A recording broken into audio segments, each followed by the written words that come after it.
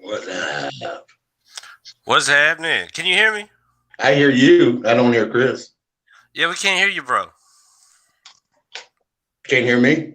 Yeah, I can hear you. Oh, okay. Hello? Yeah, I can hear you now. Okay, what's up? What's up, everybody? Everybody doing all right? Oh, yeah. We good now, man. We good Nah, now. just letting the audience know, real quick shout out for it's MLK Day. Okay. Blazing the trail, not just for civil rights, but human rights. Okay. Trying to include everybody into the struggle. And flash forward to 2022. Still a lot of work to do on that front, yet, days like this when we commemorate Martin Luther King's holiday, a reminder of the progress has been made and the work that still needs to be done. All right. So now that we got that out the way, Uncle Eugene, aka the Vault, is back in the building, y'all, after a slight hiatus. How you been? How you been, Uncle Eugene? I'm good, man. I'm good. How y'all doing? We good. Word on the street is you got something good for us. Maybe. We'll see. Uncle Eugene said he got a new bundle of raw. He gonna drop on you punk bitches to get y'all week started.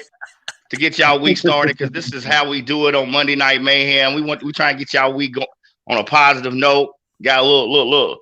Y'all see him throwing up the Dudleys. Don't forget that hashtag. Dudley Boys Tag Team Goats. All right, I'm blowing it up, J Wall. I'm on other wrestling sites blowing it up. Motherfuckers is getting mad at me and shit about it. And you know I'm cool with that. Man. But that's right, Uncle Eugene. Glad you back in the whip. We riding dirty through these mean social media streets once again. Uncle Eugene said he's been in the lab for a couple weeks, cooking up a new bundle of raw. Okay, he gonna step out for a little bit on me. You know what I'm saying? He gonna take the reins, bring y'all something new. All right, from the beautiful mind known as the Vault. Okay, we love Uncle Eugene's superlative knowledge of wrestling. I have no problem stating this publicly or privately. One of the few people who can match, let alone surpass, your man Chris, aka Apocalypse's knowledge and love that we affectionately call Mayhem. All right. So without further ado, Uncle Eugene, kind sir, if you would. Well, hold on. Wait a minute. J Wall. Yeah, man. You got me covered because Uncle Eugene, I don't want you to think we forgot about you. Okay. We know how hard you've been working on this segment. All right. We've been promising the fans this segment for 2 weeks now. And not only do we know, you know how we know how hard you've been working on this segment, Uncle Eugene? We have proof. We have photographic proof of how hard you've been working on this segment up to this point. All right, so J Wall, if you will, let it rip, baby. Oh yeah, we got some dynamic evidence evidence. We got some dynamic evidence of the Vault hitting the mean streets of the Ville. Right. He was doing a case study on tonight's feature. Right. So show him how hard the Vault's been working, J Wall. All right, Uncle Eugene, you gonna love this one. All right, come on, J Wall, hit him with it. I'm watching.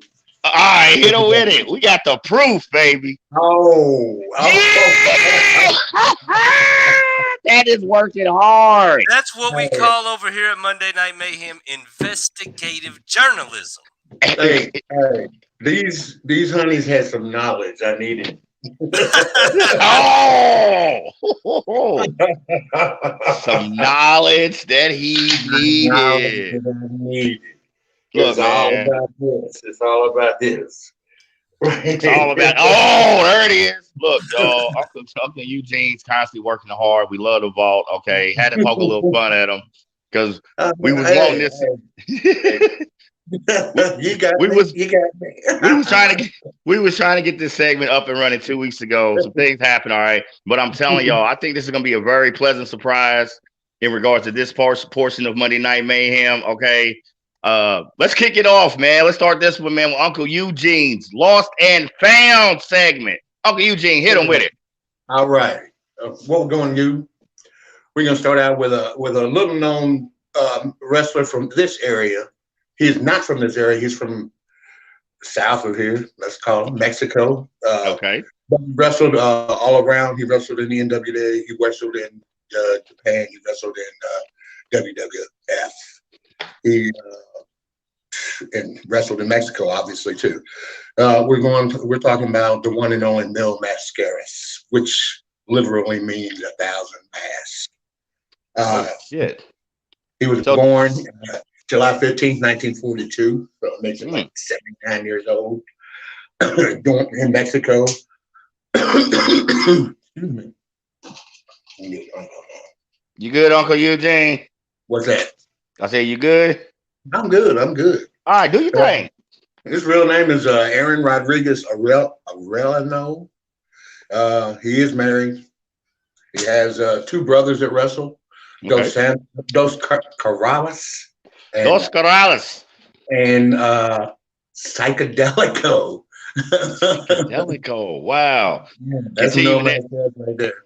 Yes, the man of 1,000 masks. I totally remember that guy. And then his nephew wrestles also. His nephew is Alberto Del Rio. That's his nephew for real? Oh my God. My last few years of actual WWE viewership, when it comes to heels, I got into Alberto Del Rio heavy and quick. I loved him. I loved his cross arm breaker finishing move. I mean, man. All right. So proceed, kind sir. All right. I'm assuming hold on. the brother with the swirly mask is Hypnotico, correct? Psychedelico. A living, breathing acid trip. So apparently this is all 3 brothers, says Google. Right. And which one is Mil Mascaras again? Top right? Yeah. Yeah, top right, the one with the M on the mask. Okay, I got you. Okay. Now, here's an interesting fact. Mascaras, Mil Mascaras was actually created for the movies. His actual creation came in the movies because he's a movie star in Mexico. He's done 20 plus movies. Do tell. The actual character of Mil Mascaras was invented for his actual first movie was called Mil Mascaras. So he did the movies first. He'd done 1 or 2 before he actually started to wrestle. Okay. He debuted in July of 1963. Ooh, I know that's a long time ago. Woo! And he officially retired in 2019. But wait a minute. Back that up. Yeah. What was his career year date? You said 1963? 63, yeah. And his official retirement was when? 2019. Holy shit. Oh my God. That is a run. Yeah. Man, that's a run. Yeah, because he was born in 42. Okay. So when he wrestled the first time, he was what, 21? All right. That's around the average age most people tip their toes in the Mayhem. Yeah. Okay. All right. So 21 in 1963, so it makes him like 70 something when he retired, 77. What? Yeah. No way he wrestled that long into his 70s. Oh yeah. Tell us the story. We are dying. Well, Where you want me to start at? hey, no better. He, I mean, he wrestled in the 70s. He wrestled for New Japan, or not New Japan, but All Japan Wrestling. Okay. His big feud was when he came back to the United States, or actually over there, was with the Destroyer. Okay. The Mask Destroyer. Yeah, and then he was a heavyweight champion in the IWA for a while in the 70s. 74 world champ for IWA. Having feuds with Ivan Koloff and Ernie Ladd. Ooh, legends. Yeah. Let's see. Oh, he performed at MSG. He was the first masked man to perform at MSG. Wow. Madison Square Garden, I'm sorry. And then after a ban on masked men was lifted for him, he wrestled another masked man, spoiler, but they didn't let him wrestle with his mask on. So, oh wow, the first and only one for a while to wrestle in Madison Square Garden with his mask. So how does the man of 1,000 masks be forced to wrestle without his mask? No. He wrestled with his mask. Oh, the spoiler. The spoiler didn't get to wear his mask. Oh, look at him. There's like some Ric Flair-ish wardrobe influence. You know what I'm saying? His whole flashy persona was created by the movies, with the sort of the bullfighter thing and James Bond type movie. So what was he doing? Like, when I was pulling up footage for this show, I noticed right off the bat, this guy right here had all that swag. Oh yeah. He had it all. He was like the original. Ric Flair stole from him. Let's put it that way. Ooh, Uncle Eugene put it out there, y'all. Flair, we love you yet. Yeah. This was flashy right here, back in the day, man. When you go with a different mask, you can go to the ring with a different mask on 1,000 different times, and the stuff to match it. You're doing something. Now, I got a question. I mean, my wrestling curiosity has been more than aroused up to this point. Now, I understand his billing, but did he literally possess 1,000 different masks? I never could find out anything like that, but I'm pretty sure I've seen him wrestle a lot of times, and he never really wore the same thing twice. Okay, all right. So, pick up from where you left off. I wish I would have known his name meant when I was looking up footage for this, because I've seen so many different masks. I was like, dude, this can't all be the same fucking dude. Right. To find out, it absolutely was. Well, yeah, because usually, traditionally, most masked wrestlers, didn't they pretty much have a staple mask? Yeah, very, very few, variations. Just one or two variations. But, dude, if he really has 1,000 masks, that would just be, man, that would be incredible. Look at Rey Mysterio, he's got. I mean, do you think okay, well then question it. Do you think guys like Rey Mysterio and like some other masked luchadors down the road definitely would you say they pulled influence from male masquerers? At least as far as their look, if not in ring? Oh yeah. Okay. Study judo and bullfighting. So wait. Judo and bullfighting. J-Wall. Is that a hell of a combination? This guy is skilled and equipped in judo and bullfighting. And then he's an actor.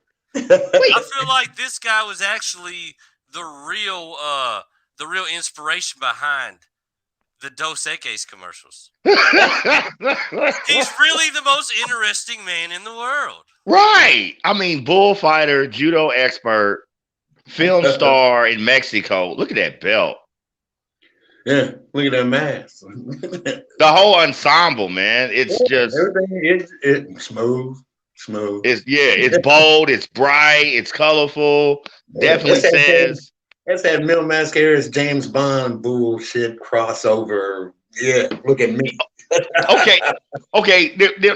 What's with the James Bond reference? Is that regards to just his movie career? Yeah, his South movie, of the Border.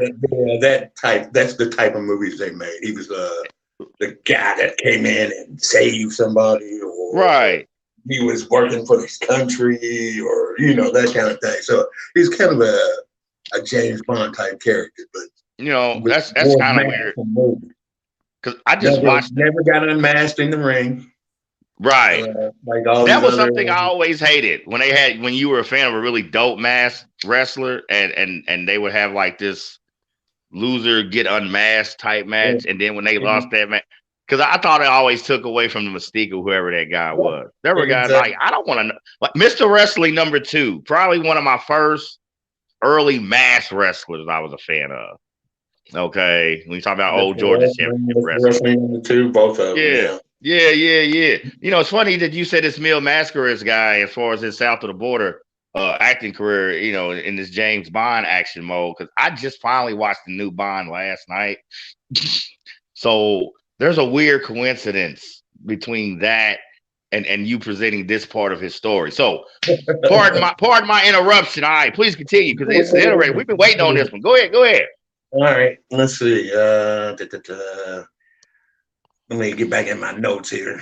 That's all right. Also, back during this time in Madison Square Garden in the WWF, he also feuded with superstar Billy Graham and for the WWF Heavyweight Championship. He never beat him for it, but he did fight him for it because, of course, he was babyface, and superstar Billy was the ultimate heel back then. Yes. Love me some superstar. Hogan stole a lot of his. I think a lot of his whole look from superstar Billy Graham. And I've said that forever. I think what's your boy from Minnesota that was the governor? Jesse Ventura. Jesse Ventura stole a lot of this from superstar Billy Graham. Everybody somebody says superstar Billy Graham, I go instantly to that preacher at that mega church. I'm like, no, it's not that fool. It's not that fool. It said, "Give me money or I'ma die." No, Lord, no, J Ball. No, J Ball. I can't confuse that Billy Graham with the wrestler Billy Graham. I mean, Billy Graham, superstars. What's the thing? Jesus Superstar. What's the play? Jesus Christ Superstar. It all sounds familiar, Leave it to J Wall. Superstar Billy Graham, Pastor Billy Graham, snorting a Graham. I mean, whatever. And speaking to these luchador movies, which I've got to start watching, but here's a little. Holy shit! Look at you. Everybody running there with a mask on and nobody says anything about it. See, this is crazy, man. This is why we love the It's like the reverse of Superman. Yeah, he takes off the glasses, puts on the suit. He's a completely different person. They wear street clothes with the mask, and they're like, "Oh, nothing to see here. There's nothing strange at all about two pretty fellas wearing this mask." Yeah, there's nothing inconspicuous. Victim or something, and he's just to cover it up, or is he just a mask guy? Nothing to see here. Nothing to see here. Yeah. Just three guys in a mask in broad fucking daylight. I'm wearing the one that matches my clothes. Don't worry about it. There's no way in America 3 black guys can get away wearing masks in broad daylight. Not even one. let's just get that out the way. For real. Well, during the run of those movies, I would say absolutely not. Nowadays, they want everybody to wear a fucking mask. Oh, yeah. Because the Omicron is coming to get us all. I'm so sick of COVID. Uncle Eugene, please continue. We are sorry. He also wrestled in WCW. Okay. Most notable match was with Cactus Jack. Clash of the Champs 10. Texas Shootout 1990. Texas Shootout. Yeah. Fuck. Now, see, a lot his stateside appearances, a majority of the ones I clearly do remember was under that WCW banner. Really? I don't really remember in WCW. I remember him in the WWF. That too. But what I'm saying is the reason I point that out is because alluded to this before.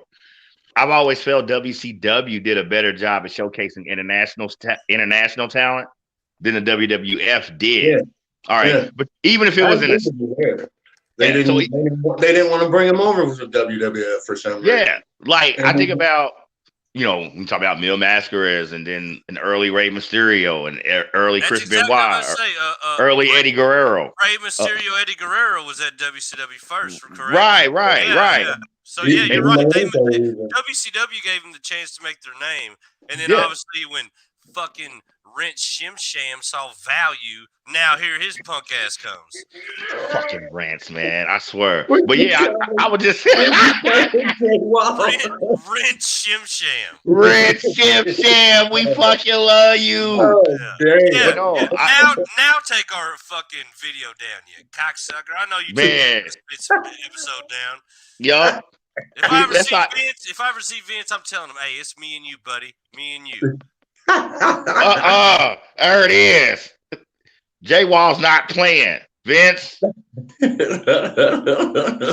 I mean, we're just Blurred Minds Media. We're just a small up and coming podcast network. You're the CEO of a multi-billion-dollar worldwide entertainment conglomerate. There is no possible way we could, in any conceivable notion, be a threat to you. So, I mean, what's the deal? Why are you picking on a little guy? Because that's the shit that Rent Shim Sham does, man. Me a moan. Yeah. But I was just saying, in regards to Mil Mascaras and other guys like that, I clearly, and I will always state that WCW did a better job.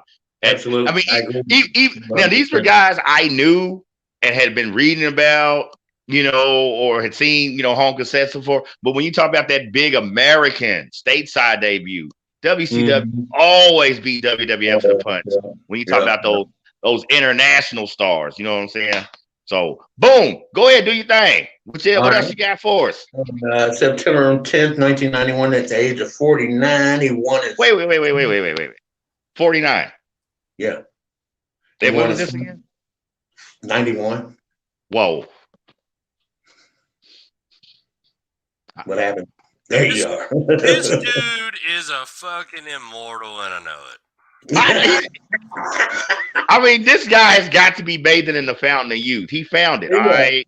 Hey, he's still looking just like he did, for real. Are you serious? Okay, so 91. All right, something big goes down for him. You were saying, my bad. He won the title, WWA Mexican World Heavyweight Champion. Okay. He held the title from 91 to 94, and then he semi-retired. Assumed a state of semi-retirement. Okay. Started, of course, I already told you, he started in a series of 20 luchador action films. I mean, we're waiting for the awesome part, the thing that totally caught our eyes as far as this story, in regards to this claim. Yeah, where the character came from the movie. As far as this from the movie. Well, no, I'm saying as far as this world title, he still carries from this now. Yeah, I couldn't find anything on that. Wow. Yeah, I know about it, but I don't. I couldn't find anything more that I knew. Okay, well, fill us and the good people in on what you do know, because I remember something about. I'm not even sure which one it is, but I think it's that Mexican world title that he had. He's held it for 17,000 days or something. Something ridiculous, because he won it and then they went out of business or something, and he's had it ever since, and he's defended it even. Like his own thing. He defended it all over the world. See, when you first sent me this story, that's the thing that first caught my eye and got me going. I'm like, hey, Uncle Eugene's got to do a piece on this guy. Oh yeah, I wish I could have found more on it, but I couldn't find anything on it, and I looked everywhere. J Wall, this kid. I'm telling you, man, it's going on again, man. Someone's trying to fucking rewrite history. Oh yeah, dude, the fucking it's fucking Doogie Howser. Fucking the architect from Matrix Resurrection. He's trying to rewrite this shit, man. Look, I'm telling you. Okay, this is not coincidence. We have been through this several times Okay, and doing research and homework for the wrestlers we're going to profile. So whether it's me, whether it's Uncle Eugene, this is a speed bump we have hit several times. Okay, I'm telling you, somebody's out to get us, Uncle Eugene. Somebody's out to get us. Hey, that's cool because we shine those belts up. We keep them ready. You know what I'm saying? So all comers, all challenges, you're more than welcome to get a piece of fire and ice when you talk about Apocalypse in the Vault. You feel me? Y'all see him throwing up that dust. Now, I'm not sure if this is, but I've seen this a couple times searching for this, so I believe. Would this possibly be his finisher? No. No? I've seen him do this stretching out move in a couple different surfboard that you should Mexican surfboard. He's about like 1,000 moves, too. He had all kinds of moves, man. He's about like Dean Malenko. Could just twist you, turn you, surfboard, all kind of crazy stuff that you've never seen before. So funny you say Dean Malenko because, matter of fact, him and the Malenko family will be instrumental in the early days of who I will be profiling later on tonight for Monday Night Mayhem. But anything else you have to present as far as Mil Mascaras and this Lost and Found segment that you have come up with? Yeah, he's inducted into the WWE Hall of Fame in 2012 by his nephew Alberto Del Rio. Okay. In Pro Wrestling Hall of Fame in 2010. Let's see, the Cauliflower Alley Club. It's something I couldn't find anything else on except a little part that they showed me back here. It was he was inducted in 2006. It's a nonprofit fraternal organization comprised of retired and active professional wrestlers and boxers. Okay. So he was got inducted in there. All right. Let's see. He's NWA Hall of Fame in class of 2009. All right. And Professional Wrestling Hall of Fame and Museum class of 2010. All right. Whoa. Any of the wrestling museums or clubs or whatever, fact that has a Hall of Fame, he's pretty much in it. I'm pretty sure he's in the All Japan Wrestling Hall of Fame also. This guy literally wrestled all over the world. All over the world. Man. And was champions of almost every place he was at. International Professional Wrestling Hall of Fame. Jeez. He's been in all of them. Any idea how many belts or world titles he actually captured as far as the number? Altogether, I think it's somewhere close to 15. Fuck, man. Tag team twice with his brothers. Then he had the world champion of Mexico twice. He had the United States Heavyweight Championship one time in All Japan. All right. The OLL, which is the Mexican Heavyweight Champion, he was that one time. He was the Light Heavyweight Champion of Mexico twice. Man. IWA, International Wrestling Association, he was heavyweight champ once. So, yeah, it goes on. I didn't even write all those down. Because right. It just kept naming all things that he had been champion of. So, this dude sounds like he put in so much work. He did. A lot of people didn't like working with him, though. I mean, like, some people like John, what's his name? I can see his face. I can't think of his name. He was part of the APA. Oh, Bradshaw. Bradshaw. He didn't like him. He said he didn't do enough to sell your moves, and he didn't want to help you to help him. So yeah. Oh. There was one other person that said about the same thing about him, but I never heard anybody else say anything. Foley never said nothing bad about him. He would say he'd talk shit about everybody. Right. Foley trashed a lot of people that he actually wrestle with or against, but to know that if it's true, it's true. Exactly. But I'm saying to know that Foley definitely gave the Honorable Mil Mascaras his props and respect. You know what I'm saying? This dude, man, you know what? Like I said, briefly remember between his WWF and WCW stateside appearances, you know what I'm saying? But this is somebody, wrestling fans, all right, you definitely, if you get the opportunity, take the time, do the homework, do the homework on this guy, all right? On YouTube. It's interesting. He's interesting. So he's got a lot of stuff for him on YouTube, you said? Yeah. There should be a whole lot on YouTube where his the actual moves that he does and just himself, you know. Right. Like said, how many pictures you find Jay Wall with him wearing a different mask and different everything, you know? Oh yeah, there were so many different ones. I was like, dude, like if I load all these up, fucking Eugene's gonna be like, hey, dumbass, this is not even the same guy. I was a little gun shy, honestly, because there was a ton of pictures. I was like, I knew there was. To be masked. Uncle Eugene, the Vault, we appreciate you bringing this. I try to keep it brief, man. But you know, it got off track, but that's all right. No. That's part of what we do. You know what I'm saying? Because when you talking about off the rail, I got a tale for you motherfuckers tonight. Jay Wall. Yeah, man. Uncle Eugene. Yes, sir. My brothers in arms.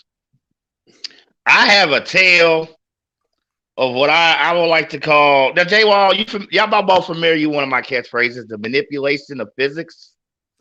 Yep. I got a tale when it comes to manipulating physics of a whole nother level. When you talk about manipulating some racial physics, since it's MLK Day. I got a tale for y'all too, okay? And if it's okay with the panel, I would like to get started. Go right ahead. With the tale. Because tonight, you know what I'm saying? You know, Jay Wall, Uncle Eugene, every now and then, I get hits on the gram. I get shit in my email. And actually going back to the first Misfits of Mayhem mixtape with George Steele and who was it? Steele, Duggan, and Kamala, you know. You guys feature a lot of legends, but you know, what about the mid cards? What about guys who may not necessarily got top billing and yet still made an impact and relative contributions to this industry that we love and affectionately call Mayhem? And I said to myself, you know what, Self? This cocksucker's got a point. We got a lot of stories that we want to tell as far as the wrestling industry and presenting here on Monday Night Mayhem. All right. So we're gonna take the light off some of the big guns, some of the big names, all right, household names, if you will, as Jay Wall likes to point out. All right, the big marketing names. All right, we starting this new mixtape. This is mid Cards of Mayhem. All right, y'all know the business. It's a food chain. Your jobbers, your mid cards, and your top stars. All right, when it comes to mid cards, I got a story to tell you motherfuckers, man. We are doing the story of Johnny B. Bad, a.k.a. Mark Marrow. All right? Let's fucking get it. Look at this fucking guy right there. Hold that up for a minute, man. Look at this fucking guy. I mean, ripped. Okay? He's got the belt. Guys want to be him. Chicks want to be with him. The world's at his feet. It's a good-looking brother. You know what I'm saying? It's a good-looking brother. He's getting it done. All right. We getting into it. Born July 9th, 1960, upstate, Buffalo, New York. Shout out to Bills Mafia. Shop Talk Sports, baby. You know what I'm saying? But Bills Mafia getting it done yesterday. Got to go up against Kansas City. Boom. So, Buffalo, New York, his birthplace, okay? Did some serious digging and trying to find, things as far as his early childhood in his life. What I was able to dig up, while I cannot secure their names, which kind of sucks. His parents divorced while he was 8 years old. Mark Merrill's mother, to support him and herself, actually worked 2 jobs. So I mean, tough sledding for this kid early on. You talk about 8 years old, you know what I'm saying? interestingly enough, started playing hockey. All right. His mother had then moved him to, Liverpool, England, home of the Beatles. Could y'all believe I found a Liverpool, New York? Liverpool, New York. So that's where his mother moves him to, okay? Like I said, he's already been playing in the hockey. He's already been started playing hockey. Actually won a state title. All right. Later on, pursued football by his senior year in high school. All right. Winning a state title in that sport as well. Decided to dip his hand into the ring, but before the wrestling ring, he wanted to learn the art of the fisticuffs, the sweet science, and try to earn that pugilistic prowess going into boxing. And I dug this up. He was actually trained by a man named Ray Rinaldi. And under Ray Rinaldi's fine tutelage and training, Mark Merrill went on to win 4 state titles, including a New York State Golden Gloves. Not bad. Not bad. Not at all. You know what I'm saying? When you talk about hockey, and the strength and athleticism required to play that sport. And he started playing as early as 11, 12 years old. Goes into football by his junior, senior year of high school, into boxing. So already showing and displaying, physical attributes and obviously the mental fortitude to showcase these physical attributes. You know what I'm saying? Yet a broken nose, in a sparring incident, derails his boxing career, decides to try his hand at professional wrestling. And here's where it gets fun, y'all. All right. You, Uncle Eugene, the Vault, the knower of all, okay, mentioned the Malenkos earlier in your Mil Mascaras segment. All right. I told you the Malenkos would come back to play. And here's how it started. They took Mark Merrill under their wing and tutelage, training him. This is as early as 1990. I dug up what is the FSCPW. Say that 5 times fucking fast. Florida. It was an independent Florida circuit, all right? And that's where he first made his bones. Okay. Makes his in-ring debut in 91 via that promotion. That promotion actually obviously been catching a little heat. There were some WW execs there at that TV taping. They invited Mark Merrill to a WCW TV taping. All right. His original contract is what is called an enhancement talent. All right. Now, enhancement talent guys are going to do not too much in-ring stuff, but like some run-ins, shitload of promo work, just basically trying to get their name out there before they really get into a lot more in-ring shit. You know what I'm saying? So it's a lot of promo work. All right. Excuse me. Sorry about that. His first televised match. All right. He loses to a behemoth. Maybe we should have had him on a Monsters of Mayhem. All right. Big Psycho Sid Vicious. All right. And that was May 1991. Right after that, Dusty Rhodes, who by this time had been an actual booker for WCW for some time now, actually secures a contract for Mark Merrill. And it is the American Dream himself that comes up with the moniker Johnny B. Bad and his get up when you talk about that inspiration of Little Richard. All right. Dusty Rhodes was a huge Little Richard fan. You know what I'm saying? We talk about rock and roll from that era. So boom. And I find it kind of yes. Wow. It's eerily disturbing. It's disturbing. It is. There's a. What do you want to do with this, Jay Wall? Man? I want to burn my eyeballs. I agree. What fucked me up when I seen that, I was like, this is the dude who got to walk out with Sable? What the fuck? That's the guy. That is him. That is him. But yeah, so drawing that inspiration from Little Richard, contrary to popular belief, it is not Elvis that is the king of rock and roll. The 4 true kings of rock and roll were all black. Little Richard, Chuck Berry, Chubby Checker, Big Bopper.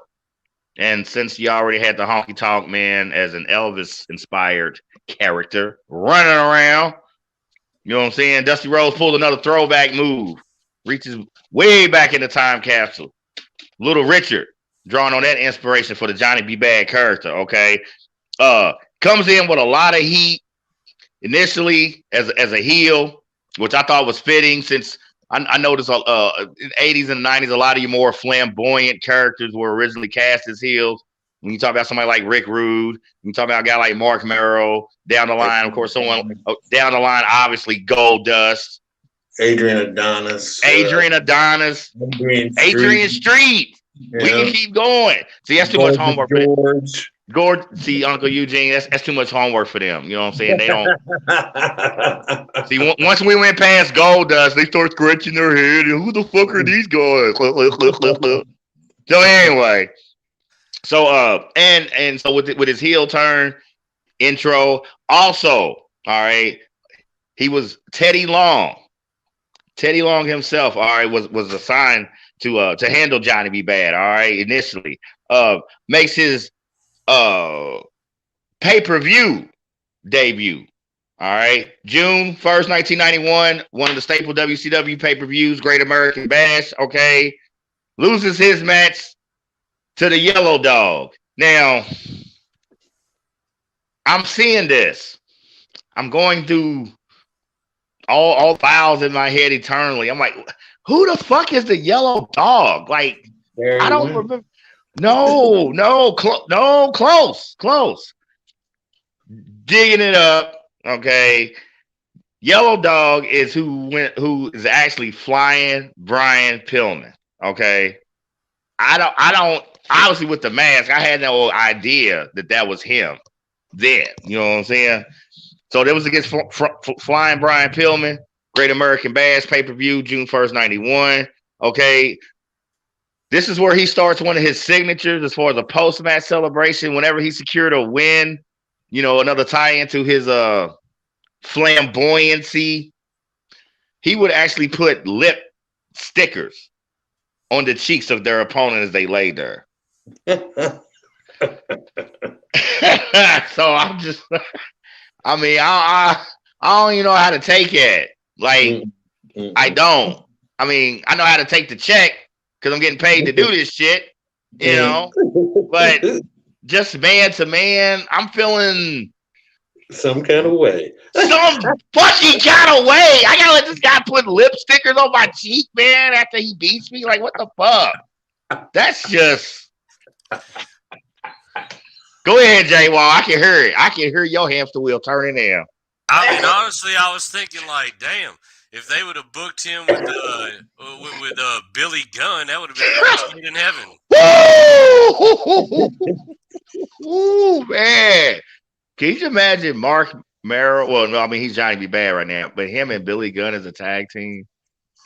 Yeah. What would you call them as a tag team? You would call that not made for TV.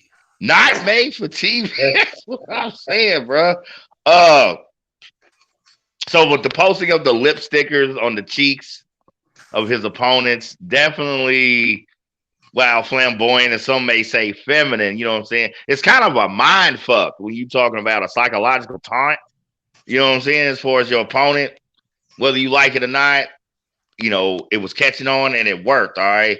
He maintained an undefeated streak in ring going into the Clash of Champions, 1991, unfortunately losing a U.S. title match to Sting, or as Jay Wall loves to remind us, the guy that, you know, wanted to be the Ultimate Warrior, tried to be the Ultimate Warrior, could not be the Ultimate Warrior's ultimate swag jacker.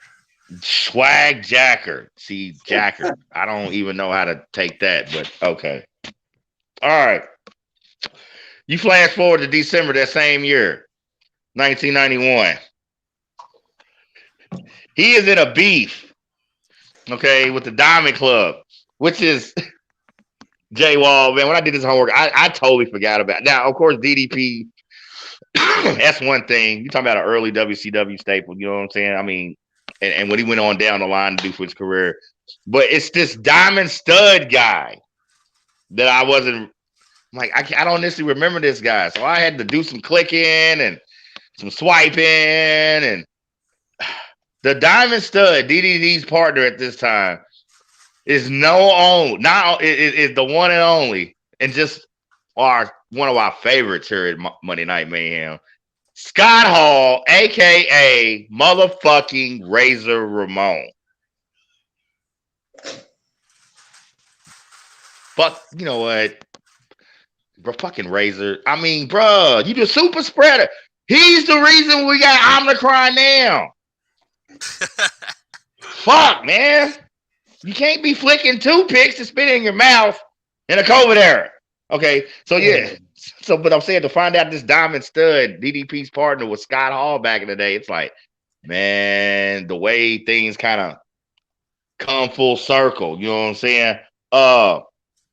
So later on, this shit ends up having the Johnny B. Bad. Now he's got a face turn. He done went from heel to face and selling his face turn. Now he's got a new wrinkle. Now he comes out to the ring with this huge, glittery confetti gun. And not just confetti, sparkly confetti, J-Raw. You understand what I'm saying? So, I mean, yeah. Is there a difference between like straight and gay confetti? Like, no, it's all look, at a typical Monday Night Mayhem / reference to porn fashion, he names his confetti gun the Bad Blaster. Yeah, that doesn't make it any less gay. Any less gay, but definitely porn. I guess gay porn. I don't know, but Bad Blaster, that's a porn name. That's a porn name.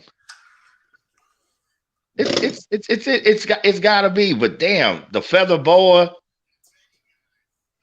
the purple and pink, and then drawing inspiration from Little Richard. I mean, you know the jokes and the shit he heard when this is gonna be the inspiration for your character. Right. I mean, well, not even the inspiration. As soon as he walked out with that lipstick on, they're like, oh, right, brother, that's what you're doing, huh? Yeah, which I mean, Little Richard, musical icon, like I said, one of the founding fathers of rock and roll. Let's not dance around the fact that the man was yeah. Let's not walk around the fact that the man may have been a little tutti frutti. Tutti frutti, which is hilarious because that is exactly what Johnny B. Bad names his finishing move. The fucking tutti frutti. I think Little Richard vacillated back and forth. You think he went back? He's saying Little Richard was an equal opportunist. Yeah, exactly. Yeah. He's like double the pleasure, double the fun. Oh my God, Uncle Eugene! The hell? Yeah, you might need to go back to New View and get some more knowledge for them two broads. Or something. You want to turn tonight, all right? So he said Little Richard, man, double mint, double up, DP. He's playing both sides of the fence. I'm just saying. Literally, he's pitching and catching. So the fuck. So anyway, it's the one-man ball team. The ball team. Oh my God. Like some old Bugs Bunny shit. You know what? This is the show that's either gonna like take us to the top or just totally fucking sink us all the way to the bottom. This is it. This is, what do you call, like on radio back in the day when they would premiere new something, make it or break it. This is it. 'Cause, man, we are saying some shit. Okay. Yeah. How about this, y'all? How about now? Still, Johnny B. Bad entering entering a beef with none other than Cactus motherfucking Jack. One of my favorites. Right. Okay, the beef is kind of weird because this is WCW going into what they call the lethal lottery, where it was literally just round robin luck of the draw. And more times than not, you were paired with wrestlers that either you never wrestled with or just guys you didn't like. And that was the case with Mark Merrow and Cactus Jack. Okay, going into Starrcade 92, they won their initial round match, yet had a verbal dispute after the match, and Cactus Jack issues a double underhook DDT to Johnny B. Bad right outside the ring floor. So much for partnership. You know what I'm saying? Going into the Starrcade match, all right, while they won the match, okay, Johnny B. Bad still has to get his payback. And so without Foley having a clue, he catches him with that tutti frutti finishing move, which basically was just a big fat right hook. Okay. Once again, tapping into his boxing background. All right. So coming out of that Foley beef, man, you know what I'm saying? Still trying to generate some steam and some heat. So now we're going into 94. This is February 12th, actually, 1994, on one of the issues of WCW Saturday Night. Johnny B. Bad finally receives his first title match in any capacity, okay? And it happens to be against, I know y'all all hate him. I don't give a fuck. He's still one of my favorite heels. All right, the Ravishing One himself, the OG of the six-pack, motherfucking Rick Rude, okay? Teams up with, I know, y'all. Why do y'all hate Rick Rude so much? Let's go. I mean, he's rude. Yeah. Well, okay, yeah. It's just, there's nothing. Yeah, it was always the same. He never changed. He never. Right. He's just I did. I like Rick Rude. I thought he was an awesome heel. I don't give a fuck. He's the first Val Venus. That's all. Yeah, Val Venus. But I mean, I loved him as a heel, and then knowing from that Minnesota wrestling tree. We talk about guys like him and Kurt Hennig. You know what I'm saying? And I'm a big fan of a lot of those people. So I don't care. I give my props to Rick Rude. Definitely inspirational. And when you talk about great heels, boom. All right. So going up against Rick Rude for his first title match. All right. Teams with Michael P.S. Hayes. All right. After the Rude match in a beef with Harlem Heat, Michael Hayes actually turns on him. Okay.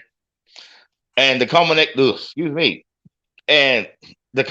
of that brings J-Wall's all-time favorite guy, Stone Cold, into play. Of course, this is when he was under his stunning Steve Austin moniker, all right? And, yes, wrapping this thing up at Clash of the Champions, number 27, June 23rd, 1994. And J-Wall, to put a feather in this cap, okay? This is Stunning Steve Austin being managed by Colonel Rob Parker. So yes, going back to the stud stable, baby. We going back. Motherfucking stud stable. That's a good solid arm bar, man. Got that good arch. You know what I'm saying? Got that good extension. Mm-hmm. Then with that lead right hand, you know what I'm saying, leaning that pressure just enough on Stone Cold's shoulder. I always felt he was technically sound. Had enough of an aerial game because I mean at his heaviest he was 235, 240. You know what I'm saying? But in ring, I don't care about all the other shit. In ring, I loved him. Is that the Godfather chiming in, J Wall? Yeah. Oh shit, Godfather, what's up? Hope you staying safe, bro. This weather is brutal. We know you out there on the roads, back on the U-Haul grind. Okay, trying to help keep these goods in this country moving, and everybody else in that line of work, like we said before, warehouse shippers, packers, all right, UPS, whoever. You trying to help us get our shit? We thank you. We appreciate you. That is real love from Blurred Minds Media. Okay, so. Going into Fall Brawl, another WCW staple pay-per-view, 1994, taking on Lord Steven Regal. Going at it for the World TV title. All right, secures that win. And I dug up a nice little streak of successful title defenses he had. Beautiful Bobby Eaton from the Midnight Express. Legend. The Honky Tonk Man. Do you know the Honky, huh? Just passed away. Oh no, I didn't know that. Yeah, Bobby, last week. Oh man. Shit. Shout out to beautiful Bobby Eaton, Midnight Express, one of the staple tag teams as far as Mayhem. All right. We have discussed their success plenty of times. And I mean, I watched Bobby Eaton for years in the ring, and I didn't know he recently passed. So definitely RIP Bobby Eaton. Shout out, much respect. Okay. But yet getting back to this list of TV title successful defenses Johnny B. Bad at the time had, like I said, Bobby Eaton, the Honky Tonk Man, okay, and Double A, the Enforcer, Arn Anderson, does lose to Arn Anderson in a rematch, okay, as far as the World TV title, all right? Going into the Fall Brawl 95, all right, because he had kind of been kicked down to like the lower mid cards to force him to kind of work his way back up, going back in the Fall Brawl 95, all right? He's going to he's in the number one contenders match, all right? Because Sting at this time has a U.S. title, all right? Cannot compete in this number one contenders match because DDP is back in the fold. The beef is back on, and it actually jumps him pre-match, injuring him and keeping him from that U.S. title opportunity.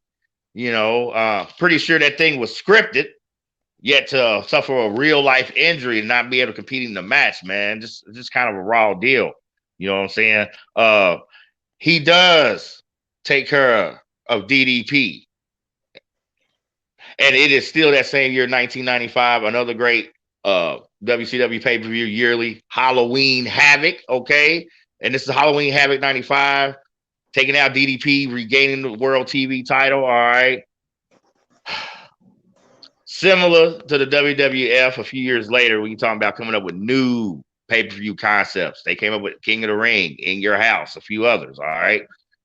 WCW kind of beat them to the punch in a pay-per-view. They debuted that same year in 1995. They titled it World War III. All right. At the debut of that pay-per-view, all right, Johnny B. Bad has a successful World TV title match. All right. Well, no, I'm sorry. He recaptures it at World War III. All right, and has a successful title defense at the Super Brawl pay-per-view February of 96, all right? Eventually, he does lose the title to DDP. You know, I'm going to have to dig up this Johnny B. Bad DDP beef. Look at him. I mean, there's flamboyant. Okay, if Flair was flamboyant, what was he? We just gonna say it, right? Just gay. Just say it. No. Yeah. I'm gonna go. Oh, even Razor. Oh, damn, Razor for real. Oh, Razor, bruh. He said it is what it is. So, all right, y'all. So, like I said, coming out of Super Brawl 1996, having that successful World TV title, a match as far as defending the belt, you know what I'm saying? Eventually, like I said, he would lose it to DDP, which does suck in that regards. Yeah, I mean, this is a nice beef, mid-card wise, I guess. Well, 96, DDP's definitely rising above that mid-card status. What I'm saying, do your homework, dig up the matches of this beef, all right? Now, 1996, Mean Gene, you Hogan ball-licking motherfucker, you. I bet Mean Gene would let Hogan do 8 balls off his ball spot. They would do 8 balls off each other's ball spot. Yeah. I'm pretty sure they did. I wonder, even though Hogan's bigger, does Mean Gene actually have the bigger ball spot when you talk about? There's no way anybody has a bigger ball spot than Hulk Hogan. I mean, that's a good 2 to 3 feet of bald spot. He said not inches, y'all. Feet. The motherfucker's he's got to have a hell of a melon on him. Okay. Wrapping up his WCW run, you know what I'm saying? Part of this DDP beef, when they culminated, they had a match to where there was a stipulation where if Johnny B. Bad won, he would obtain the services of DDP's valet, Kimberly. Now, this was his, at the time, real life wife, Kimberly Page. You know what I'm saying? DDP lost that match. Johnny B. Bad got frustrated in regards to the continuation of the storyline and had some creative issues, if you will. All right. So, forcing his hand, go ahead and just hang out with Vince. You know, just go up north. Go to Connecticut. Yeah, you just hang out with Vince, man. That's all you gotta do. You ain't gotta put up with this shit with Turner no more and, you know, dealing with storylines that you just don't find appealing. Because Vince is gonna look out for you. Vince is gonna take care of you. That right, J Wall? Oh yeah. All right. He gonna take care of you real well. You know what? I think it is time to hit the good audience and all the people watching or catch us on the replay value with a motherfucking Peacock commercial.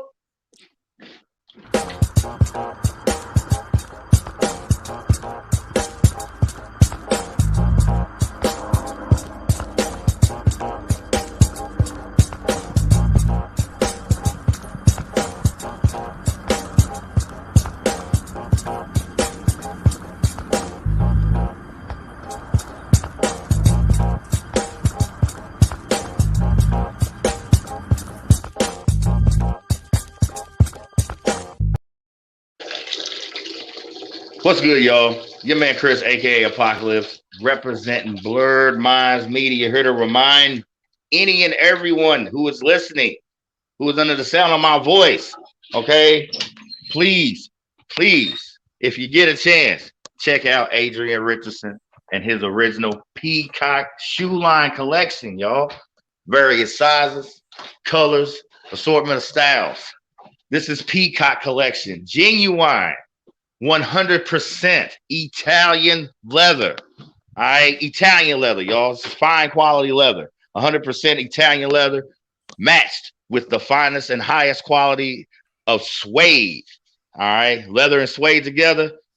You know, say a pretty good recipe for a pretty solid shoe. Okay, you can hit them up on Instagram. You can hit them up on Facebook. All right, this is Adrian Richardson in the Peacock line. Here, us at Blurred Minds Media keep reminding y'all. You can keep dealing with the establishment, or you can fuck with my man Adrian Richardson. All right, grow a pair of huevos. Dare to be different and think outside that box. All right, Peacock collection. You cop those joints ASAP, and when you get your new pair of Peacocks, if you want to take care of your lady friend, just take a little stroll down to St. Matthew's Mall in-store kiosk.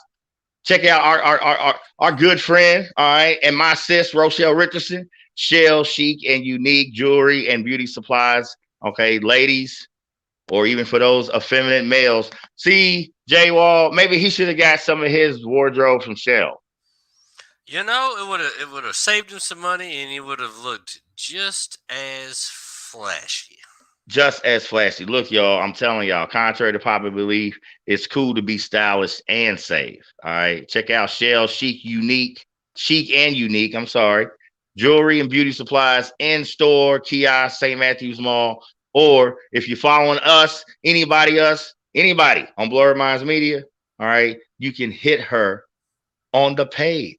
Just click on the link, shellschicandunique.com. Bang, there's the plugs. There it is. J Wall, what's good with you? How you doing this week? How your weekend started? Oh, you know, so far so good, my friend.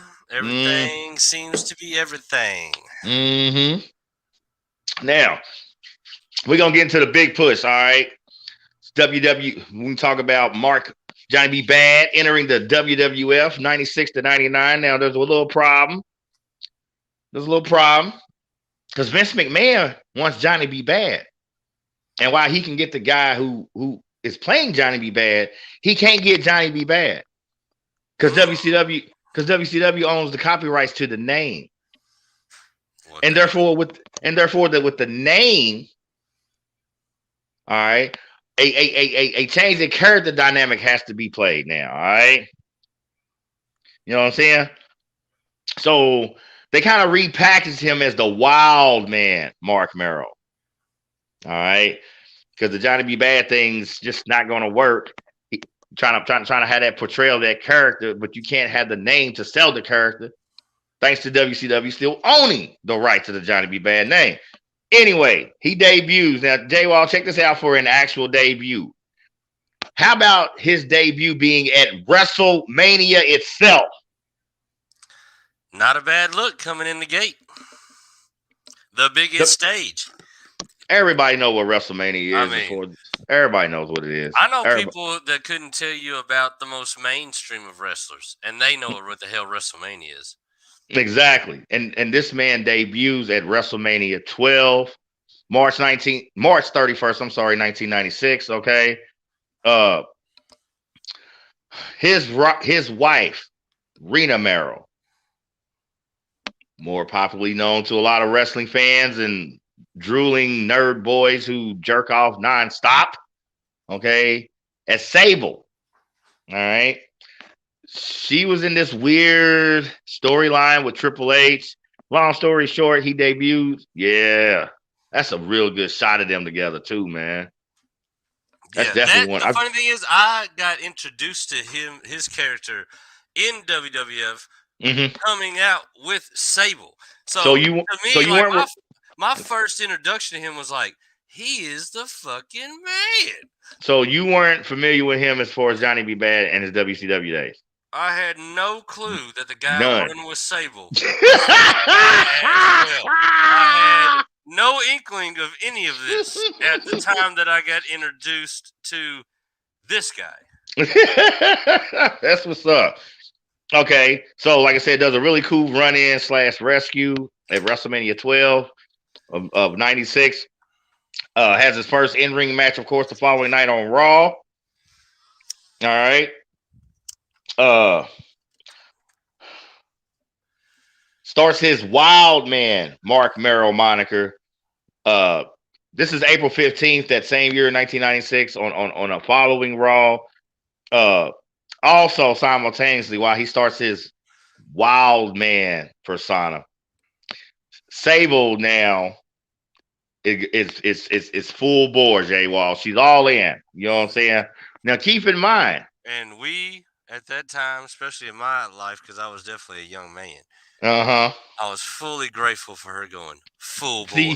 She was definitely the hottest thing smoking on a Monday night on TV. Now, keep in mind. Because she kind of showed up right there at the tail end of Baywatch. Right. And now, go ahead. I remember arguing with some dude. I couldn't even believe I was in this argument. He tried to convince me that China was hotter than Sable. I was like, you've lost your ever-loving mind. Oh, my God, dude. Who would even think that? Yeah, anyway. No. What was funny, though, as far as her introduction and rise, she never wanted to really be in the wrestling industry. All right. She wanted to be famous. See what I'm saying? She wanted to be a star. So she was trying to go more the Paris Hilton route than the actual right route. If anything, this was just a means to an end. Okay. But this was the train she was willing to ride for the time being. You know what I'm saying? And it panned out for the, you know, saying for this nice little chunk. All right.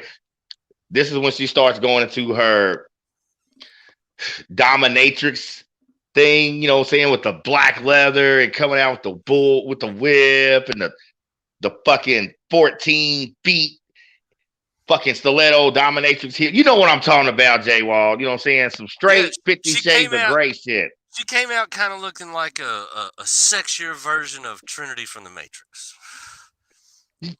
Okay, we can run with that. I mean, it's as far as like all the black leather, the long coat, you know what I mean? You know what? Godfather's in the motherfucking building. Godfather's in the motherfucking building. What's good? What's good? Checking in, man. All good. Bro, we are doing it. Go ahead. I've been watching y'all, so I was like, shit, let me chime in. I just had to pump my fuel before I could jump on here for a second.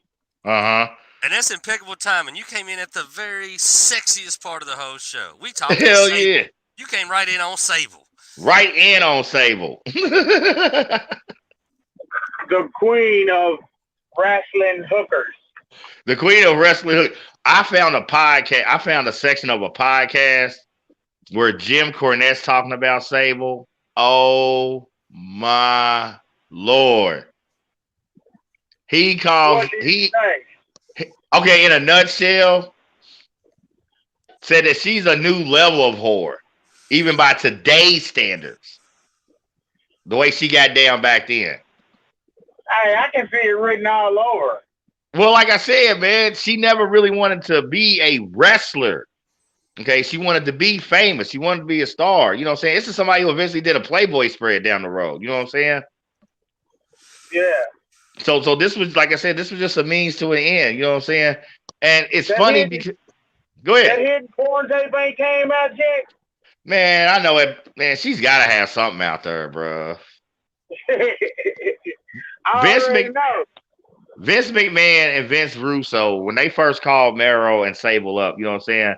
Because they were a package deal. You know, Vince wanted Johnny B. Bad. So he wanted him as Johnny B. Bad, so, you know what I'm saying? So desperately. And they were a package deal. But like I said, she just wanted to be famous. She didn't give a fuck about wrestling, okay? She was mean to a lot of the other girls backstage. She did the slightest thing that required anything physical in the ring. She raised 7 kinds of hell about having to do that. You know what I'm saying? And just being on some real just diva ass shit. You know what I'm saying?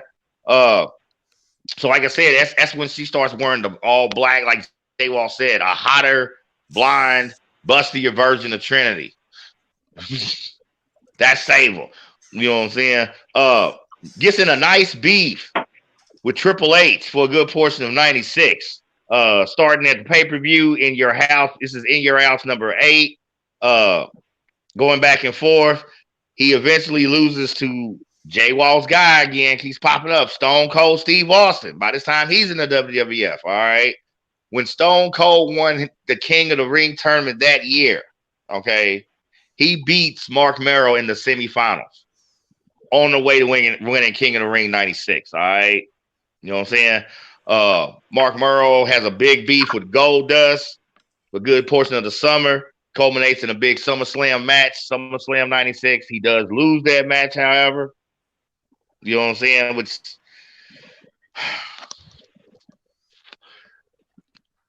while frustrating, you know what I'm saying, necessary, I feel at the time, because Goldust is billing, you know what I'm saying, and his stock, you know what I'm saying, and keep trying to keep him in the forefront. You know what I'm saying? So I understand why they had Merrow lose that SummerSlam match, you know what I'm saying, on such a big stage. You know what I'm saying? Ahmed Johnson is currently the Intercontinental Champion and has to vacate the title due to injury. So, of course, we got to have an IC title tournament. And Mark Merrow is one of the combatants entered the tournament. J-Wall, I got a list for you. You ready? Let's go. This is who Mark Merrow beats throughout this tournament on the way to capturing the Intercontinental belt. All right. Farouk. Okay, aka Ron Simmons. Owen Hart. And once again, your all-time favorite, Stone Cold Steve Austin. That's a hell of a run.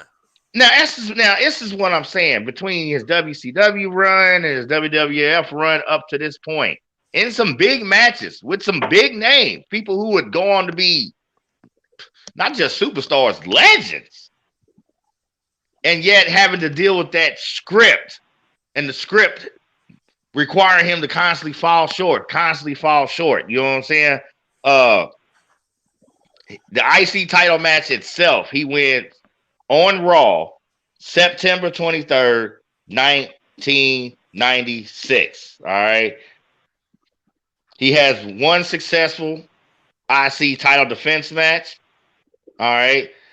That is at an In Your House pay-per-view. That's In Your House number 10. Gets an assist from Mr. Perfect Kurt Hennig. All right. The thing is, on the very next night on Raw, Mr. Perfect Kurt Hennig then gives Triple H an assist, causing Merrow to lose the IC title the very next night. See, that's that old wrench sim sham bullshit right there. Bruh, wrench flim flam, 3-card Molly, whatever you what y'all saying.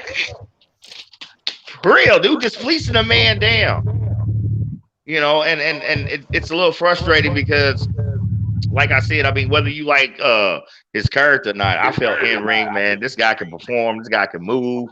Had a nice brawler set, technical set, enough of a aerial assault. I mean, I just felt he was well rounded in the ring, man. Like I said, you know, it's can you hear me? Hello? Yep. All right. Obviously, a little, you know, Vince is more concerned about you know, promotion and packaging. All right, as opposed to the guys that's really putting the work in the ring and elevating those guys. You know what I'm saying? So let's go into Survivor Series 1996. Okay, when you talk about Mark Merrill, Jake the Snake Roberts, a guy called the Stalker. I have no clue who this guy was. And a very young Rocky Maivia. Yeah, he was the fourth member of this you know what I'm saying, this tag team. All right, yeah, Rocky Maivia, the guy who eventually goes on to become the great one himself, The Rock. All right, and in this match, they take out. Let me get these names right. Crush, who was half of the Road Warrior ripoff tag team Demolition. Goldust. All right, the King himself, Jerry Lawler, and Triple H. Also, all right, Merrill gets eliminated in the match, yet his team still secures the victory. All right, at the In Your House pay-per-view number 12, back in the beef with Triple H, Merrill regains the IC title. Okay, 97 Royal Rumble. Jay Wall, your guy keeps showing up in this story, man, because it's the Attitude Era. All right. And who was the face of the Attitude Era but your guy Stone Cold Steve Austin, you know what I'm saying? Taking Merrill out in the Royal Rumble. That's his elimination, you know what I'm saying? Gets one last shot at the IC title against Triple H. Of course, loses that match. Not too soon after that, he has to take an injury hiatus due to a torn ACL. All right. So 6-7 months later, he's back. It's October 6th. 1997, and when Merrill comes back, he goes under a couple of changes. For one, he drops the Wild Man moniker, and he changes his name to Marvelous Mark Merrill. Obviously, a shout out, like I said, not just his boxing background, but one of my favorite boxers of all time, Marvelous Marvin Hagler. You know what I'm saying? Two of the heaviest hands in all of boxing, man. I'm telling you, Hagler had those knockout blows for real. And yeah, another change Merrill displays upon his return is no longer using the Tutti Frutti as a finishing move. See, he got something serious now, Jay Wall. All right, he done retooled. You feel what I'm saying? He done upgraded. He got some new shit, and he's calling this one the TKO. It's a variation of the Fireman's Carry, going into what is called the Cutter or the RKO or the Stunner, whatever little name you want to use it, okay? Y'all get a chance, dig up video, very nasty finishing move. All right, I loved it. All right, I loved his new TKO. That Tutti Frutti shit between the name and the move itself with just a simple right hand. Nah, this TKO, that shit was hot to me, all right? For real. Thing is, Sable has generated such a following, you know, since his absence that the man actually now has turned jealous, Jay Wall. He's jealous of his own wife, Jay Wall. I've seen it happen. Really? When did you see it happen? Where were you at? I've seen it happen in real life plenty of times. Right. Jealous of your own wife? Like, I would want the kind of chick to where, like, everybody's gawking at her. You would think, but some people just can't handle it. It's a security issue? Is that what it is? Is it a control issue? Huh, Merrill? Like, control. I mean, what's your deal, man? You know what I'm saying? You couldn't handle it, bro. Obviously, you couldn't handle it because you come back all mad and pissy and shit. Sable, not just as a female, but she is like one of the just top WWF draws at the time, all right? Her picture is everywhere. You know what I'm saying? and obviously got the best of them. All right, obsession, jealousy leads to obsession. So going into WrestleMania 98 that year, okay, this is WrestleMania 14. You know what I'm saying? Mero makes a weird alliance with Goldust. Jay Wall. Well, did he go back to wearing the Johnny B. Good shit? Because if so, that makes total sense. He couldn't. Remember, he can't do that. He can't do that once he signed with WWF. You know what I'm saying? So they have a uneasy, brief alliance. That kind of came to a head during the match when Goldust and Sable were arguing verbally, and Goldust actually puts his hands on Sable. Okay, that leads to a brief reunion as far as Mero. Okay, and Sable, they have a match.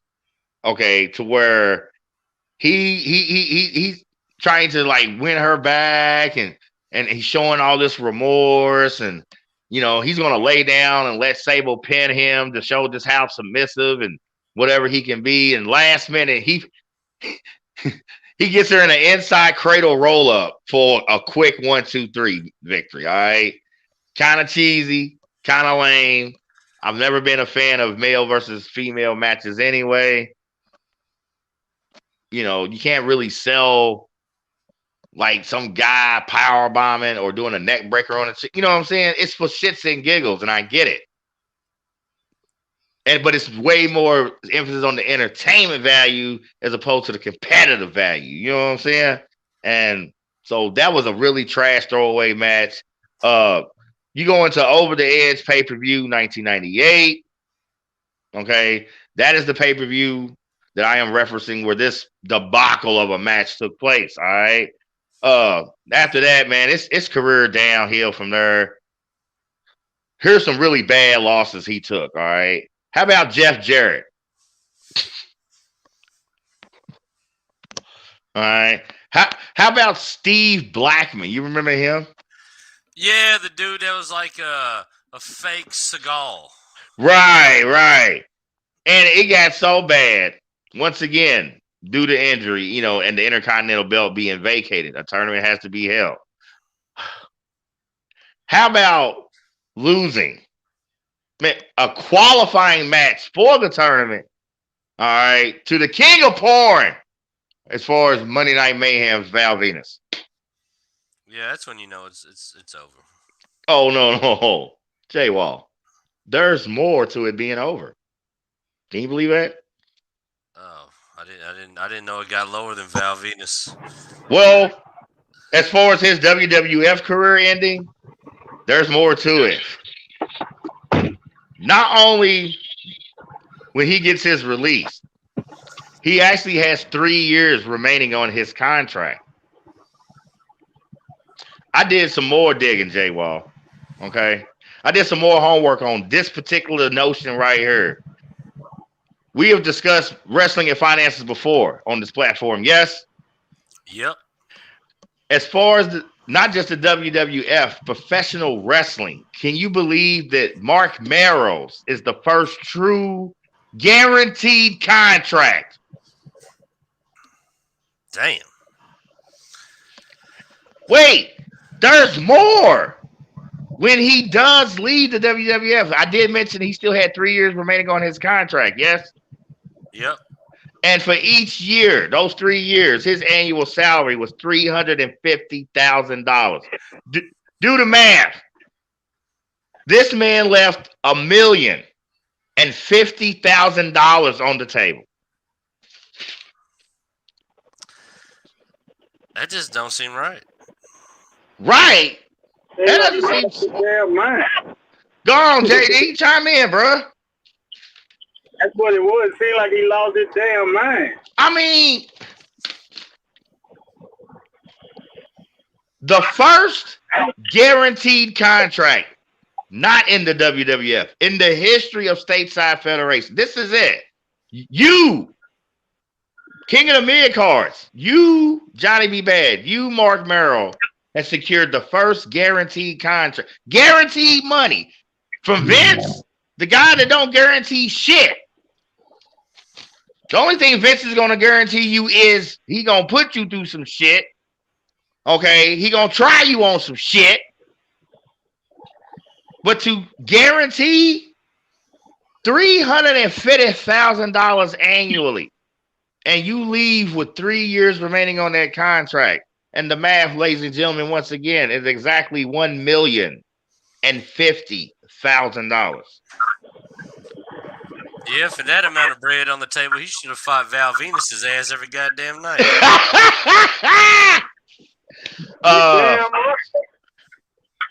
Dug up a brief, a one-time WCW return that was on their WCW Thursday night program, Thunder, which I never was a fan of it. It was just always just leftover shit. Dug up an XWF Federation through 01 to 02. Had a brief stint in TNA from 04 to 05. Okay. Eventually retired due to lingering and lagging injuries. In regards to him and Rena Mero, aka Sable, they were actually married in '94. Divorce was finalized in 2004. Mero then remarried a woman named, let me get this right, Darlene Spezzi in 2009. They divorced in 2019. Since then, Mero has become a born-again Christian. Speaking on a lot of different religious platforms and circuits, things of that nature. You know what I'm saying? Following Chris Benoit's murder-suicide incident, he had a couple of media appearances, speaking out against the wrestling industry and specifically by this time now the WWE and the mishandling of a lot of wrestlers in regards to substance abuse and steroid use. Okay. Yeah, just flicking it right at, he's just flicking it right at Vince. You know what I'm saying? As far as the tragedy when it comes to Chris Benoit, Mark Mero actually attended the memorial services of Nancy Benoit, who her performing name through a majority of years was Woman. A lot of times she was a valet paired up with the Horsemen for his WCW run, and their young son Daniel, who these two victims unfortunately succumbed to Benoit's madness, you know, in this crazy murder-suicide incident. You know what I'm saying?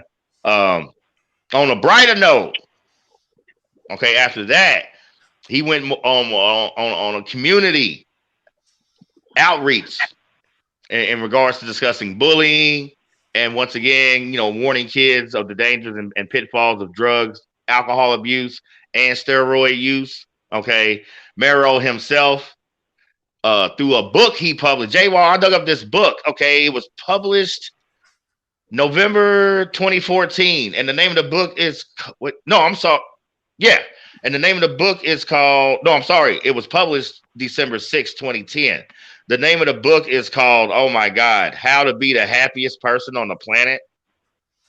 How to be the happiest person on the planet. Yeah, oh, we gotta get a copy of that. We all need to read that. I ain't gonna lie. I need that advice. Right. As far as complicating health issues, July 07th, he was diagnosed with an enlarged heart and was scheduled to have an actual heart valve transplant. Okay. Prep for surgery going into November of 2014. Tests revealed that Mero's heart had actually shrank back to, I guess, its normal size. Supposedly, doctors say that down the road he may still need this heart valve replacement surgery. Like I said, I mean, he had an admitted 7-year run as far as steroid use and recreational drugs. Because I mean, what's the fun of doing steroids if you're not gonna do some other drugs with it? You know. I may not necessarily partake yet. If that's his choice, y'all know me. I'm cool with that. You know what I mean? Now, here's an issue, particularly since it's MLK Day, when it comes to Johnny B. Bad, aka Mark Mero, that we gonna get into. I am not shying away from it. JD, you remember this guy as a wrestler, right? Yeah. What color is he? I'm gonna say he's Hispanic. Okay. J Wall, you seen the pics? You seen the photos? What color is this man? Yeah, when I remember watching him and coming out, and that mustache, I thought as well as JD, I thought he's for sure from Mexico or some Spanish-speaking country. No, because that mustache was it's pretty legit. Well, I'm saying knowing they're originally taking the Johnny B. Bad moniker, inspired by Little Richard. Okay, one of the black originators of rock and roll. You know what I'm saying? Everybody naturally assumes, oh, it's a black guy, it's a black guy, it's a black guy, it's a black guy. Even in this heyday, when I would watch him perform, I would scratch my head sometimes. I'm like, is this dude black? Like, I don't know, and blah blah blah. You know, maybe there's some interracial taboo shit going on, especially with the WWF jump. You know what I'm saying? And bringing Sable aboard, right? So I'm all right. This brother's getting it right. Wrong. And I mean, I was so wrong. Doing the homework. Come to find out, Mark Merrill's white. He's just a white guy with a tan. And I was able to answer. Wait, that's the story his mama telling, and she's sticking to it. Look, well, right? Well, guaranteed he's a spitting image of the mailman. I mean, there's two things that don't never lie: numbers and hair. Don't lie. Numbers and hair don't lie. Okay. And I'm with J Wall. That mustache say he either got some Spanish speaking man in him. He's one of the first mixed kids. Well, I found the speech he was doing from 2-3 years ago on this. It was a religious retreat, and he was the keynote speaker. All right, and early in his speech, he discussing his childhood, and there's pictures of him as a baby, and he showed that. Please tell me when he came out to do this speech. Right. This is what he was wearing. Nah, he's totally toned down since then, bro. What if he was wearing that same outfit though? And he pulls up to this religious retreat, and he says, "First of all, I want to say, give all thanks be to God." Dude, that would have been the serious. He is serious as he could be, though. First, I wanted to start off by thanking the congregation. Yep. So, like I said, he's discussing his childhood, all right, and then on this big projection screen, there's a picture of him, and he's fat as a baby. Picture of his mom, she's as white as can be. Picture of his dad, white as can be. I do notice the dark hair. So I'm thinking maybe they're Italian descent, which would probably explain his darkness or whatever. But I ain't gonna lie, I never really knew for sure if he was black. But I think with that whole Johnny B. Bad character and everybody knowing he was pulling from Little Richard, you know what I'm saying? Either motherfuckers assumed he was black, or there had to be some people who knew he was white, passing himself off as a black guy. So we got some Al Johnson type shit going on in wrestling, or am I missing something? I think he found the hack. He knew down the road it'd be big problems if he came out in blackface. Mm-hmm. But if you come out in makeup face, oh, a goddamn thing. Oh, now it's cool to pass yourself off. I'm telling you, when you talk about manipulating physics, okay. This has got to be the dopest case, all right, of racial misidentification in professional wrestling history. I'm telling you, man. To finally find out today that this dude is actually white, I was just like, holy, yeah, there it is. Dream big. This all you got to do to make it in America, if you're white. All right, pass yourself off as another race, and you can make it big. This is where they're asking him right now. They're saying, "So, tell us the truth, Mark. How did you bag Sable?" He's like, "It's this big." Funny you mentioned. It's funny, Jay Wall, you mentioned. His mom's hot. Yeah, she got a nice face. Lord, Jay Wall. Jay Wall, it's funny you pointed out him demonstrating the reason he was able to obtain Sable. I found a piece of a podcast he was doing where he's explaining how he found out Sable was cheating on him with Brock Lesnar. Well, then evidently it wasn't that big. Okay, well, we're talking Brock Lesnar. I mean, I'm pretty sure with all the juice running through his system, you know what I'm saying? There's no way he can be that. He can't be that much of a coxman either. I mean, come on, man. Like, stop. I know. I get it. Yeah. So what are you saying? He decided to send it back home one day and realized that his living room was twice the size as it was when he was in there. I don't know, man, because I'm like, I'm watching this podcast and I'm listening to him tell this story, and you know, he hadn't heard from Sable after they had did a show that night, and you know, he knows the schedule. You know, okay, they should be traveling to the next town or whatever the case may be. Still no calls back. You know, their kid's getting a little worried, and so somehow he checked her voicemail, and to get to the message that he was supposed to hear, he had to get through this other message first, and there it is, Brock, all up in Sable's voicemail, and that's how he found out that she was cheating on him with Brock Lesnar. And I'm like, fuck. He didn't beat Brock up. No. And like I said, I mean, going toward the last of his WWF days and then eventual retirement. I mean, and mentioning it, you know, saying with cleaning up his act as far as the steroids and the drugs and becoming a born again Christian and going on these speaking circuits and things of that nature. You know what I'm saying? He was probably halfway headed down that road then. So when you talk about that whole, plus he was probably just like, you know what, I don't want none of that Brock smoke. I mean, because it's Brock. I mean, he big in a motherfucker. He just had some common sense about it. Like, man, fuck it, because it's Brock Lesnar. Hey, J-Wall, did you see this comment in the corner? Who the fuck is that? High's Energy. My bad, my mic is me. That's High's Energy. Give her a shout out. She knows our friend Irk the Nerve. She jumped on his show earlier. She jumped in our comments section in the I believe it was the movie review show. She just riding with the squad. Welcome. How you doing?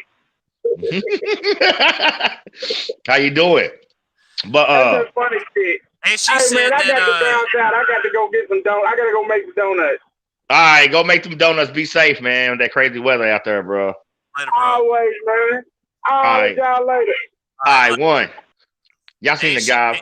Go ahead. She threw in what Mark Merrill might be. She said Italian, maybe. Yeah, and see when strong possibility. And see when I watched him, you know, during that speech, and like I said early on, when he shows the picture of his mom and dad, and particularly his father, because you see his mom's got blonde hair. But when you see his dad, he's kind of dark and he's got the jettest, blackest hair. Upstate New York, Italian. But still, even as an Italian, to pass yourself off as I don't give a fuck, dog. I don't give a fuck. To pass yourself off as this Little Richard inspired character. Going to my Johnny B. Bad. I don't give a fuck how Italian you are. To pass yourself off as a black man. Honestly, though, you know, it's with the amount of makeup, sometimes it's kind of hard to tell where Little Richard lies in all this, too. So exactly. You got a little confused. See, it's like, I'm telling you, man, I don't care. This finding these facts out about Mark Merrill, it kind of got my head scratching. You know what I'm saying? I feel like I want to do a comparison of some sort. Are you feeling me? I feel you. Is it just me, though, that later on in Mark Merrill's life, like nowadays, if you look at him, doesn't he look like fucking a buff Regis Spielman with bad plastic surgery? Right. Well, I was thinking more like Smokey Robinson. If Smokey been in the gym, because Smokey, he does kind of look like a yoked Smokey. Because Smokey Robinson's had bad plastic surgery as far as his face work done back in like the 80s, early 90s. His face been fucked forever. He was probably one of the first black people I seen publicly whose facial reconstruction surgery was fucked up. He looks like a clown minus the makeup. Yeah, he wants. I mean, and that's one of his biggest hits, "Tears of a Clown." Well, motherfucker, you live in your lyrics now. But anyway, you know what Mark Merrill looks like? He looks like a young fucking Howard. What's your guy's name on the shit? What's the dude's name? The old man who's on College Game Day in football. Lee Corso. Don't he look like a young Lee Corso? Right? Holy shit, he fucking does. Corso, you U of L sellout, you network sellout, hit the gym, motherfucker. Maybe you look like Mark Merrill. He looks like what Lee Corso wishes he looked like right now. Exactly. He wishes, man, I concur wholeheartedly, J Wall. You know what I'm saying? But yeah, y'all, we like I said, we wanted to, I don't know, we wanted to take a slightly different turn from the norm as far as Monday Night Mayhem. And like I alluded to earlier, with some people reaching out to me, you know. These are stories we want to tell. These are stories we're going to tell. Okay. Plenty of huge names that we still have not discussed on this platform as far as motherfucking Monday Night Mayhem. Huge names. Huge names. Massive huge names. The biggest names ever. Names with double D's in them. Like Dallas Page. Right. Those big old names. The double Dudley brothers. You remember her Playboy spread? Of course I do. I still can't get the pages apart. See, sticky page, just ew. You know what she made off that? How much? I dug it up, man. She made like a little over $1 million. It was like 1.2. Damn. 1.2, 1.4. Yeah. Just for that Playboy spread, because like I said before, she didn't give a fuck about wrestling in any capacity. All right, she simply wanted to be famous. She wanted to be a star. All right, and hitching on to Johnny B. Bad, Mark Merrill, and this wrestling train, just a means to an end. You know what I'm saying? Kind of sad because I mean, if she would have been willing to do more stuff in ring. But can you sell somebody that busty in ring and that obviously, when you talk about a female performer, I mean, I'm not saying there aren't female wrestlers that are hot, but somebody like her, it's like, you can't even, could you really sell that in the ring? I mean, I think they sold it pretty well. I'm saying as an active participant on the roster, week in and week out, Sable. No, well, she would have to definitely come with a lot more of the athletics to do that. Because she honestly would just end up being boring. You know what I mean? Right. And that's what I'm saying. And see, the two Vinces, okay, or I call them Big Vince, Little Vince. Of course, we all know Big Vince, that's as far as McMahon. But then there's Little Vince, and that's Vincent Russo, okay? And these two dick fuckers right here, man, they're pretty much the only reason Sable got the shine that she got, all right? It was basically, hey, we're going to do everything we can to blow this chick up so she can help us make a shitload of money, and maybe she'll be grateful enough to fuck us. I'd say that's been a game run in every sector of business and life known to man. Right. There's always a group that always thinks they're gonna be able to what do you call it? Top of the pyramid their way down to some veg. Hey, you know what? A lot of people be like, oh, that's creepy, that's predatory. Ooh, man. You know what? I gotta think about double standards, okay? You can't have creepy old men if you don't have women that's willing to sleep their way to the top. You know, it does take two to tango. What, J Wall? This is America, right? Last time I checked, it's a place that resembles Okay. But I'm just saying, you know, I agree. Capitalism, cash is king, right? All day. And what is one of the main principles of business and capitalism? Supply and demand, okay?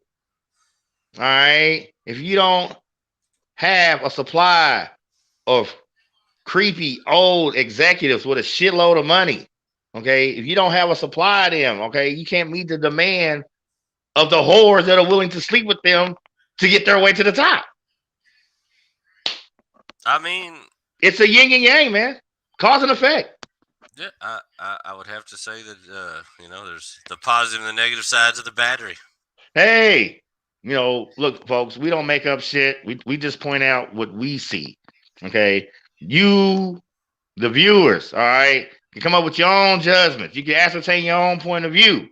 All right, you can deal with the facts, or you can keep living in a bubble of self-delusion.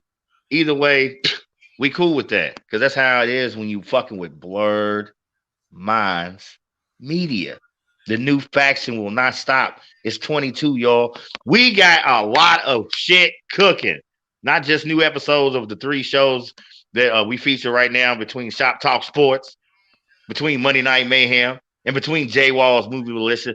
When I say we got new stuff cooking up, we're not just talking about new episodes of those shows, okay? We got some big things we trying to pull off and try and get done as far as this year is 22, all right? Softball, what do you call it? The Festival for Father's Day weekend. Blurred Minds Media Festival, Tom Sawyer Park, Louisville, Kentucky, Father's Day weekend. All right. So what is this pretty much going to be like a round robin softball tournament / Blurred Minds Media showcase? Oh, well, I mean, the softball tournament's an entity of its own. It's okay. Have about 20 teams fighting it out for the championship necklaces that we're getting. Okay. Let the good people know. But outside of that, we'll have it's going to be a festival atmosphere. So there'll be music. There's going to be food vendors. There's going to be swag vendors. There's going to be entertainment for the children. Maybe face painting, things like this. A couple other things for them. Just going to be a good time. The first of what I can know that I know of. The first festival thrown in the name of fathers on Father's Day.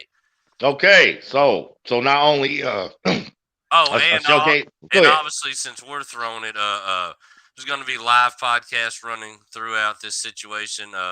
Plenty of videos getting shot, plenty of promos, plenty of shout outs. We'll be all over. If you can't make it and you miss it, you will definitely be able to see it right here on Blurred Minds Media on YouTube.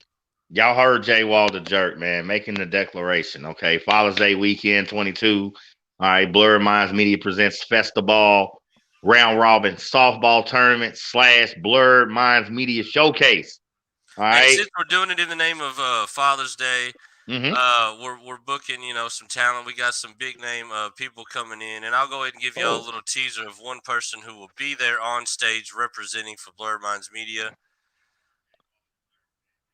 I'm absolutely fucking with you. There's no way that's happening. But I know. Would have been nice. It looked good. Hell yeah. Would have been dope. Bring those fun bags to the park, girl. Shit. But we might end up, the last day, the championship round will be on Sunday morning. So I guarantee we will not be booking Jerry the King or Sable. But he looks like he's hitting bad a little bit. So you might see this fellow. He might lead the prayers Sunday morning before the tournament. Oh, okay. There you go. Mark Merrill going to lead us in the pre-championship round prayer. Yeah, but the only way we're even going to entertain that is he's got to come like this. That's fucking hilarious, man. Johnny B. Bad / Mark Merrill. Missed opportunities.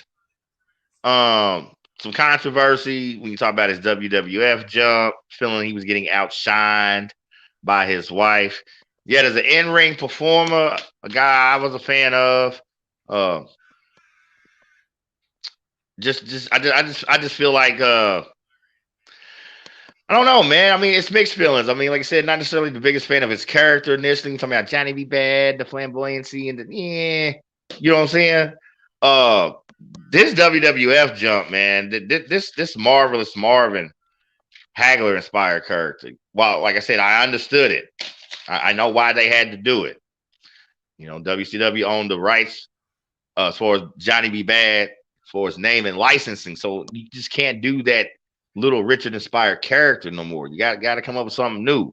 But and then there's some of the names that have been mentioned through his career. I mean, Dusty Rhodes. When you talk about his original Booker, all right, and the guy who secured his WCW contract, and then wrestling guys like Flying Brian Pillman and Sting, DDP, okay, WWF, big names like Stone Cold, Owen Hart, Goldust, Triple H. I mean, it's kind of an impressive resume. You feel what I'm saying? As far as the guys he was in the ring with. Yeah, especially for that era that he came, especially the WWF. I mean, he fought the who's.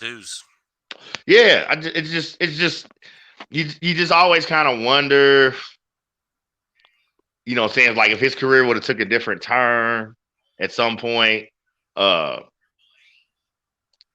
know, like just higher profile match and to getting those victories, you know what I'm saying? Getting those victories, you know what I'm saying? I think that definitely would have added to his legacy and definitely in-ring accolades, you know, but nevertheless, Johnny B. Bad, Mark Merrill, we will not forget not only your contributions in the ring, the work you continue to do as far as community outreach, okay, you know, giving seminars and lecturing tours, really reaching out to the youth, you know, community outreach, you know, and discussing the dangers of bullying, all right, and when you talk about his personal experience with substance abuse and steroid use. All right. Jay Wall, I found out as recently as 2019, he actually has a website as far as addressing a lot of these same causes. So I guess he's still continuing to speak out against the wrestling industry as a whole and its mishandling of a lot of these incidents and cases. You know what I'm saying? He actually released a list of 31 wrestlers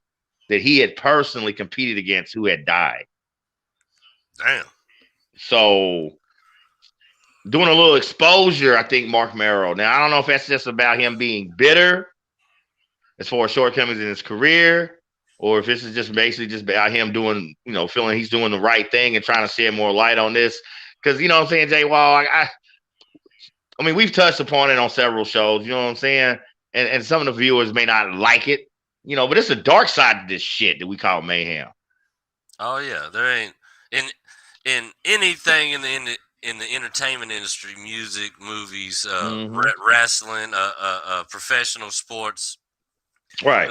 There's for all the glitz and glamour and the pretty shiny things that we see on TV, there's a very dark and muddied background.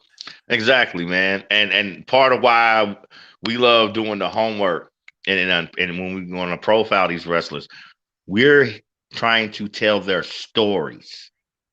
Okay. We're not just trying to sit and focus on in-ring accolades because their wrestling career is still only part of these people's stories. All right. And us here at Blurred Minds Media and Monday Night Mayhem. All right. We will keep digging through the crates. All right. We will dust off the cobwebs. We will hit Wikipedia, wrestling bios, any and other confirmed media outlets, all right, to confirm the information that we will break down and present to you in a factual yet funny fashion. Another reason I love doing these shows, Jay Wall, you know what I'm saying, bringing back the memories. And then we get to poke fun and shit, you know what I'm saying? We just do. Yeah. That's I've watched, there's plenty of other podcasts out here that speaks on legendary wrestlers in the golden era, but I don't feel like they're giving you all the whole detail. A lot of them like to make it pretty. And two, I mean, we have fun with it. You know what I mean? We obviously have admiration, a lot of respect for these guys, grew up watching them, you know what I mean? Household names for a lot of us, heroes, childhood heroes to a lot of us. But at the same time, if you can't look back at it and know that some shit's just kind of funny and corny and weird, then there's just something wrong with you. I don't think that makes us any less of fans or paying any less respect, because I guarantee you this, as a born-again Christian, speaking on the things that he's speaking on, when Mark Merrill looks at pictures like this, he's like, what the hell was I doing? Exactly. My face isn't even the same color as my ear, bro. Exactly. Bro, so there's no way that the same dude looks at them pictures and is like, you know, think that look holds up. Yeah. I think I can step out and do that right now. Yeah, I can still pull that off right now. Yeah. Man, you didn't say nothing about my new headwear. I'm testing that, my friend. I peeped that. Like in the kitchen where I work at, we're required to wear a hat or whatever or something to cover our head, and all I have is like my decent U of L hat, and I'm tired of fucking that thing up at work. So now I gotta go like throw back. I haven't worn this since the '90s. When you talk, you feel me? Look at me. Look at me. I feel like a broke ass Tretch from Naughty by Nature. Yeah, we about to get a motherfucking Monday Night Mayhem patch and stick it right on the front of that joint. There you go. But yeah, so I'm like, all right, if I gotta wear this thing for 6 hours plus, let me just kind of see how it feels. If I can make it through the show, I'll feel all right. You know what I'm saying? It just feels weird because, like I said, I think about the '90s when I had braids and shit. You know what I'm saying? It's like I'm 50. I feel like I'm too old to be wearing a do-rag. You know? That's like this is fucking stupid. But I gotta do what I gotta do, man, because I can't keep fucking up $20 hats at work. You feel what I'm saying? Ladies, and who that is? Who's that? Who is that? That's High's Energy. High's Energy. How you doing? Appreciate you chiming in. Appreciate the love. All right. Appreciate you checking us out here as far as Monday Night Mayhem. Focusing on the mid cards tonight. One of the big mid cards of all time, Johnny B. Bass / Mark Merrow. Okay. We are glad to present this to y'all. Also, very, very glad and excited. All right, for our opening segment, when you talk about Uncle Eugene, aka the Vault, schooling us on the legendary Mil Mascaras, man of 1,000 masks. J-Wall, I'm telling you, man, I really want to know if he's got 1,000 fucking masks. I mean, I'd say as far as the stretch of his career has been, he's definitely ended up with 1,000 masks. Look at. Do we even want to watch this movie? Absolutely. Do we even want to find it? We do? This might be the one mashup of Mayhem and movie Militia. Oh, shit. Here's the movie right here. Dude, oh my God. I'm a hop up. Well, I'm going to do it later. Oh, real quick. Can we get a Arizona Cardinal LA Rams update? Because ladies and gentlemen, for the first time in history, there is a Monday night playoff game for the NFL. Look at us, man. We're always competing with the big dogs. Playoff games, national championship games. Right. I tell you what, as far as choosing competition on a Monday night, we chose the highest realm you could go. Mm-hmm. Yeah. If we can get a quick update, real-time update on that Rams Cardinal score. And while you're trying to dig it out, I'm going to remind the good people. Once again, y'all, this Thursday, 8 p.m., Blurred Minds Media presents J Wall's movie Militia. Okay. If you haven't done your homework yet, you better get it in. Get your Netflix, your Hulu, your Fire Stick subscriptions updated, whatever. Check out the movie Don't Look Up, because that will be the movie assignment. The J Wall the Jerk is handing out any and everyone who wants to chime in this Thursday. J Wall's Movie Militia, 8 p.m. this Thursday. Shop Talk Sports coming back once again Sunday after a crazy opening round. We talk about the NFL playoffs. All right, round 2. Oh, look at that. Rams up 28 to 8, up big. Then dropped a dub on them already. Up 20 points, and they have the ball. Oh, so they'll probably be driving, inching, maybe trying to get another score. They're trying to blow this thing out early, blowing it open the doors. It's the Rams, you know what I'm saying, trying to advance. So Shop Talk Sports, 8 p.m. this Sunday. You know Big E's going to probably hit y'all off with another round of playoff. See, Triple P, playoff parlay picks. All right, I want some Triple P. Check out this comment real quick. What's that? I can't read it. You gotta hit me with it. I'd like to see y'all bring up the history of the Junkyard Dog. Oh, well, let her know. Allow Miss High's Energy to know where she can find that. The Junkyard Dog. Okay, we did by special request from J Wall the Jerk our first spotlight feature a few weeks back on this same platform, Monday Night Mayhem. Now, what's it? Highs Energy, is that right? Highs Energy. Highs Energy. Yeah. If you want to check out that show, as far as our first spotlight feature ever, Junkyard Dog, special request by J Wall himself. All right. You already know what to do. Just type in Blurred Minds Media. All right. Click on that Monday Night Mayhem episode. You'll see it. Spotlight feature, JYD in the house. I love that one. I love doing that one, man. I love that one. That was a great one to choose when we talk about our first spotlight feature. Thank you, J Wall, for real. Yeah, that one was a lot of fun. And it's dope that we have somebody in the comment section that even knows who a Junkyard Dog is, and B, knows the importance of doing a whole show on him. So exactly. Definitely already somebody watching who knows a little bit more than just the average bear. Exactly. So Miss Highs Energy, we appreciate the love and the shout out. Okay, tell your friends, tell your haters if they want to chime in and go on a roll down memory lane when it comes to the industry that we love and affectionately call Mayhem. Check us out every Monday night, 8 p.m. Uncle Eugene, the Vault, rides dirty with me in the whip. J Wall runs the boards. Ain't no telling whether it's the Godfather or Earth the Nerve. Whoever's going to chime in. This is how we get down. Monday Night Mayhem, Miss Highs Energy. We thank you. Check us out. But definitely check out that spotlight feature. Junkyard Dog, few shows back. All right. Last but not least, like I said, Shop Talk Sports. 8 p.m. Big E will be back. The panel will be back. We will be, coming out or going into next round in NFL playoffs, J-Wall? Probably going into conference title games, right? Yeah, I believe so. Okay. I think he's going to probably maybe drop a little NBA/college ball for all you hoops junkies. You know what I'm saying? It's getting kind of shady, J-Wall, when you talk about the owners, man, and owners and the players meeting as far as this labor lockout, as far as MLB. So, maybe Big E will have an update on that. Anyway it goes, man. Big E, Shop Talk Sports, weekly roundup. Y'all know how we do it. Y'all know how Blurred Minds Media gets down. And you need to get smart and understand that 22, we will not stop. We will not stop in 22. All right? And honestly, after just this past week, there's plenty of things with the squad for the viewers to check out. If you go to Ill's World Podcast on YouTube, our guy Ace Ill is back in the driver's seat, did an incredible interview with the Philip Martell and a Chemistry Beats from Chicago, an artist from Chicago, Philip Martell, and radio personality up there, Chicago Chemistry Beats. It's a great interview. My man Earth the Nerve is back in the wheel. Somebody got to say this shit. He did a live earlier today. He did one earlier yesterday. You can check those replays out.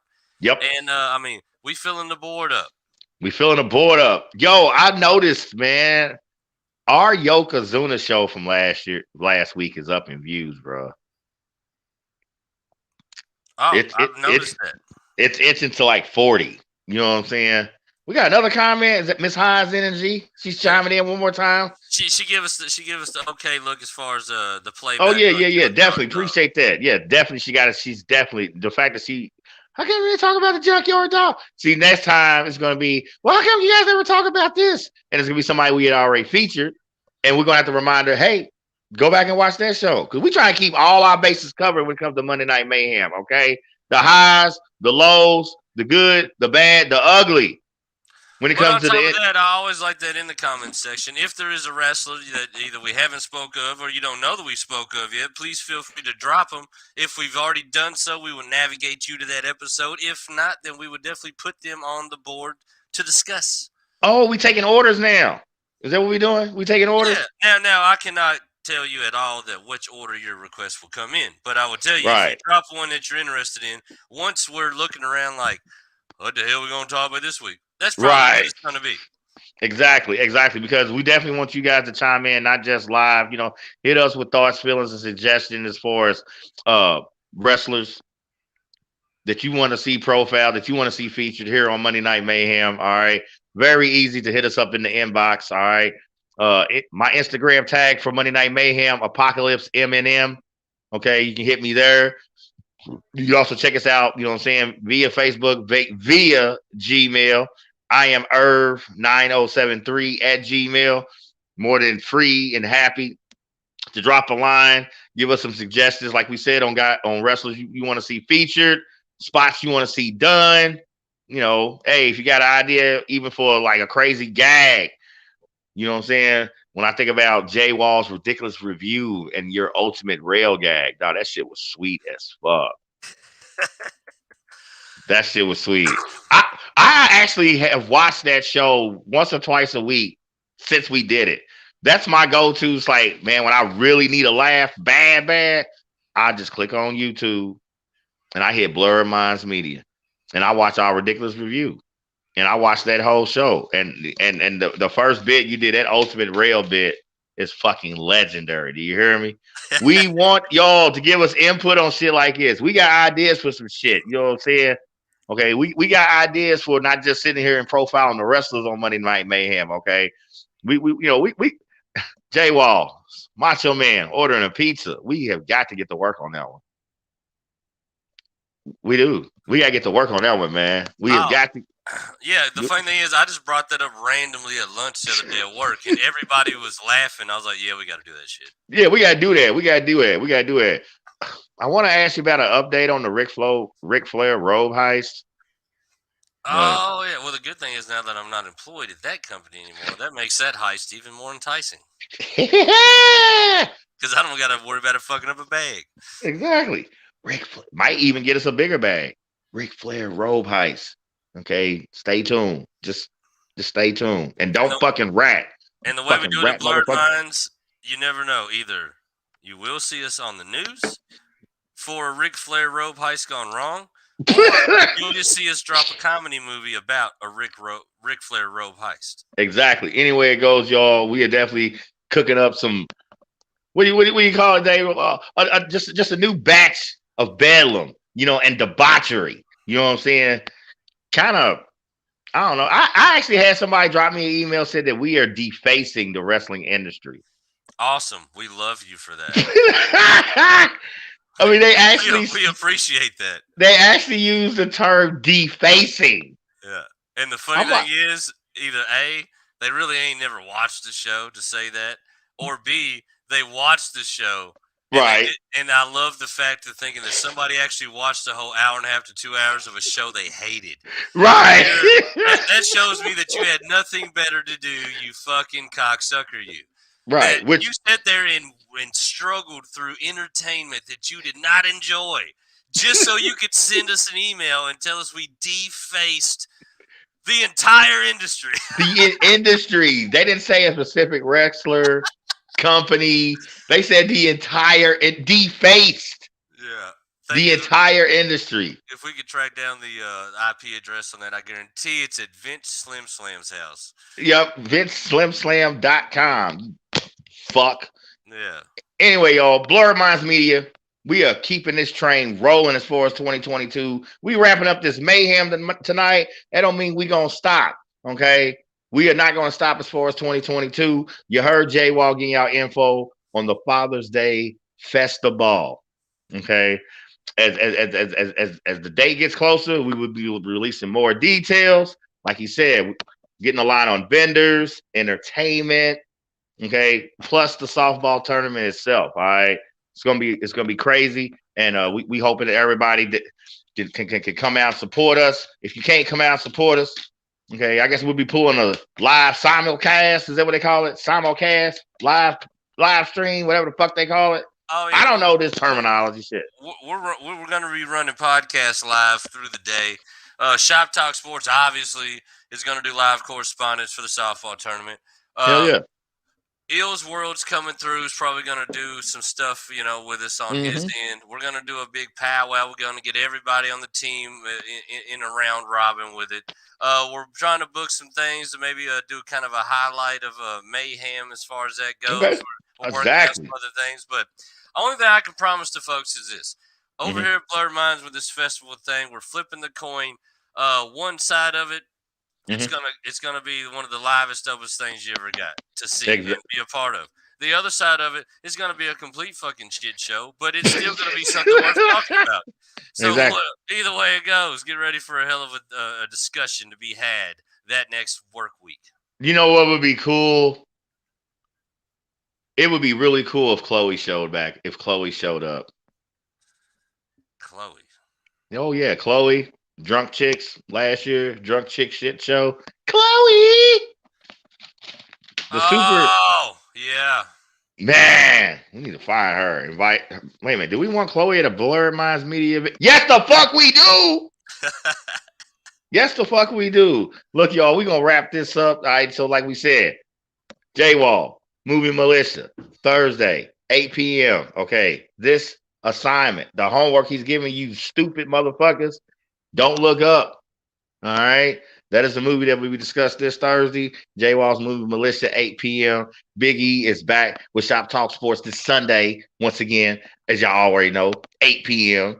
Me and Uncle Eugene, a.k.a. The Vault, we will be returning with another fucked up and twisted episode of Monday Night Mayhem. All Blurred Minds Media programming starts at 8. Generally 8. Sometimes we go a little late, 8:30. Bear with us. Like we said, we still new, trying to work out some of the bugs between the streaming software and just being at the mercy of the unforgiving entity known as the internet. My dumb ass decided I needed to go to Lexington and go to UK campus in the middle of a snowstorm where kids in college don't know how to fucking drive. So I do apologize for us running late today. That was definitely because I went to Lexington. That's all right, though. So anyway, y'all, we are going to head out. So there are all the reminders as far as Blurred Minds Media programming.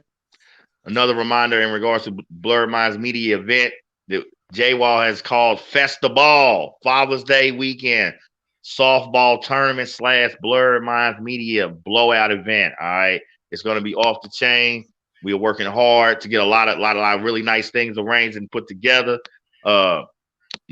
Real quick, once again, Adrian Richardson, Peacock Shoe Line. You got to check him out. And Shells, chic and unique jewelry and beauty supplies. All right. Something nice for the ladies. All right. It's stylish to save. J-Wall, nothing else. We wrapping it up. We riding. All right, y'all. Y'all done heard J-Wall. We are out of here. It's your man, Chris, a.k.a. Apocalypse. Everybody be safe. Have a good week. We going to Dipset. Holler at him Thursday on the Movie Militia. Boom. We out. 1. Yeah, man.